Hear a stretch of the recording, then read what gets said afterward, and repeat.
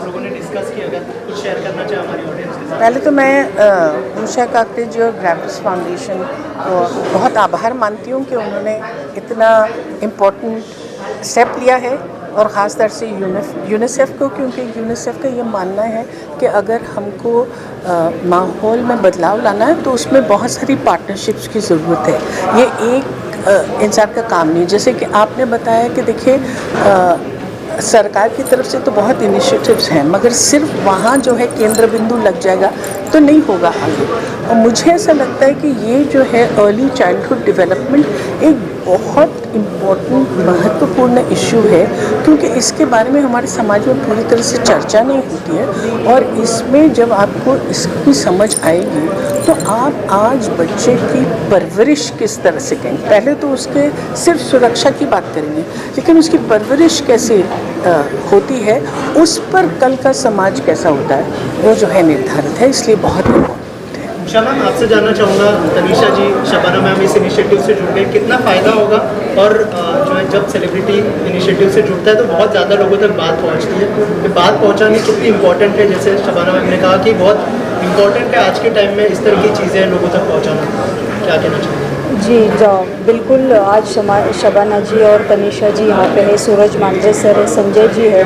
सबको संजय जी का कहना बिल्कुल सही है कि जब तक हम लोग सब मिलके, मतलब एक फाउंडेशन इसके ऊपर काम नहीं कर सकता, इसके लिए बहुत सारे फाउंडेशन को जुड़ के हमको ये बात बहुत सारे लोगों तक, बच्चों तक पहुँचानी होगी। और इससे मीडिया और सेलिब्रिटी ये एक सबसे बड़ा माध्यम है कि लोग इनको फॉलो करते हैं, इनको देखते हैं, इनको पढ़ते हैं। तो इन सब का अगर हमको सपोर्ट मिला तो हम लोग ज़्यादा इसके ऊपर काम कर सकते हैं। बदलापुर की घटना देखिए, कोलकाता की देखिए, कितना लज्जास्पद ये घटनाएं जो घट रही है बच्चों के साथ, बड़ों के साथ, क्या है ये?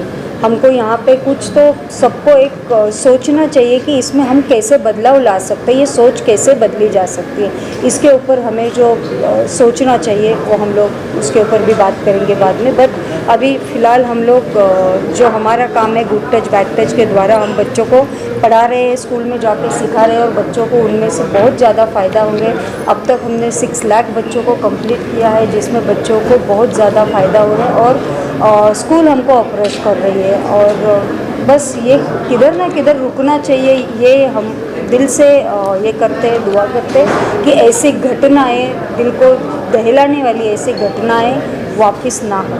इसके लिए हम सवाल है, बदलापुर और कोलकाता की बात भी है। मैम से सवाल है, जब आप सुनते हैं इस तरह की घटनाएं और लोग जिस तरह आउटरीच हैं, वो बुरा लगता है आपको? इसका आपकी प्रतिक्रिया क्या है? जिस तरह अभी देश में जो माहौल है, खासकर उस 2 इंसिडेंट्स के बाद में लोग काफ़ी आउटरीच हो गए हैं। और आउटरीच तो होना चाहिए, आज नहीं आउटरीच होना चाहिए, बहुत पहले आउटरीच होना चाहिए। और इस तरह से सिलेक्टिव नहीं होना चाहिए कि ये जब चीज़ें हैं, एक आपको पॉलिटिकल विल की तरफ करे, दूसरे जो है आपको इंडस्ट्री नज़र आ रही है, ये घटनाएं बहुत ही ख़तरनाक हैं।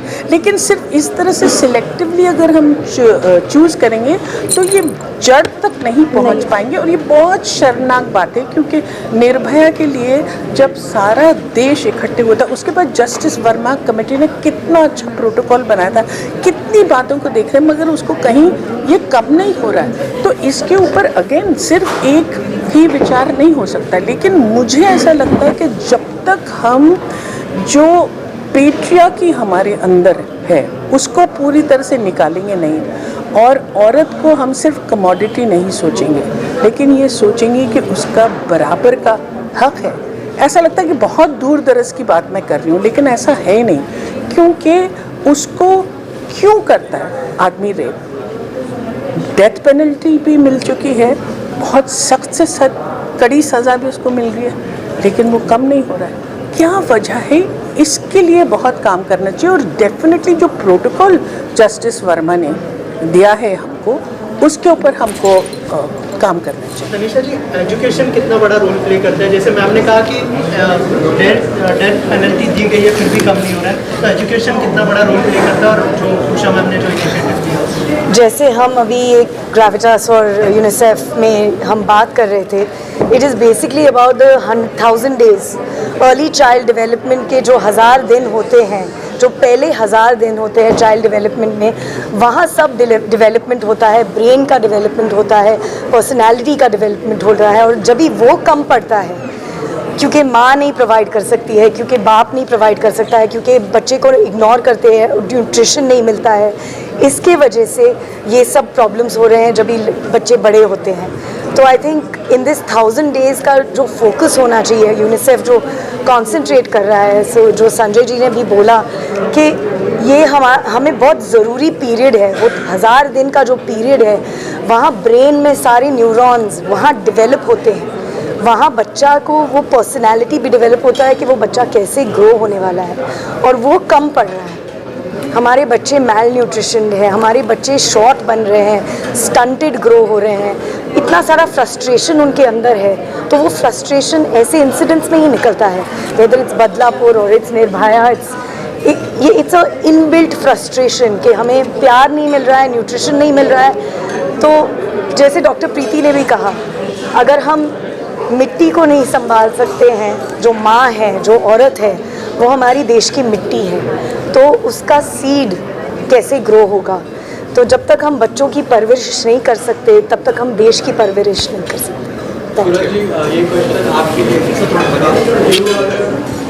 आई am from the Congo club and ये क्वेश्चन आपके लिए you are a bureaucrat, but ये जो इंटेलेक्चुअल कन्वर्सेशन जो हमारा हुआ that is obviously good, but ये मास को लाने के लिए हम लोग क्या कर सकते हैं, what kind of policies can be draft. तो इस गवर्नेंस के पर्सपेक्टिव से आप इसके बारे में कुछ बताएंगे? ये गवर्नेंस में ये है कि हमारी जो SCRT है, state council for educational research and training, वहाँ हमारी एक कोर कमेटी होती है। तो जितने भी कॉन्फ्रेंसेस में जाता हूँ, मैं हमेशा ये खबरदारी लेता हूँ कि उन लोगों को उस कोर कमेटी से मैं कनेक्ट कर देता हूँ। जैसे कुछ दिनों पहले हम अनन्या फाउंडेशन एक काम करता है, उसके पास हम गए थे, ठाणे में काम कर रहा है, उसे हमने कनेक्ट किया। काफ़ी सारे, अर्पण है, संकल्प है, बहुत सारे हैं। तो अभी हम इनके साथ भी अभी हमने उनसे बात की है कि we will get connected with each other and we will try to institutionalize it. दो चीज़ें जो बहुत खास करके उभर के आई है इस कॉन्फ्रेंस में, एक तो चीज़ है कि ये हर एक की जिम्मेदारी है। हम ऐसी संजीदा घटनाएं जब होती है तो हम हमेशा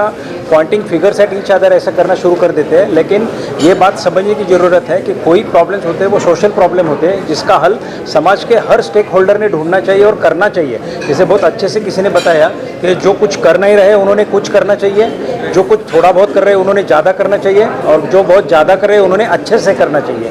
तो इस कॉन्फ्रेंस से वो बात सामने आई। दूसरी बात ये सामने आई कि पहले 1000 दिन बहुत ज़रूरी है। पहले 1000 दिन में जो परवरिश उस बच्चे को मिलती है, उसी से वो आदमी बनता है, वही उसी से वो औरत बनती है। तो ये दोनों चीज़ें मैसेज मैंने ठीक तरीके से लिया, और गवर्नमेंट के जितने भी प्रोग्राम होंगे उसमें इसकी ज़रूर सहायता ली जाएगी। आपने वो पीरियड मिस किया तो वो मिस कर गया, और बच्चे का विकास उसके हिसाब से नहीं हो पाएगा। तो ये तो एक इम्पॉर्टेंट टॉपिक है, बट हमें देखना होगा कि हर एक लेवल्स पे काम करने का ज़रूरत है। सरकार सब कुछ नहीं कर सकती है, सरकार सर्विसेज प्रोवाइड कर सकती है, बट लोगों को सामने आना पड़ेगा सर्विस लेने के लिए।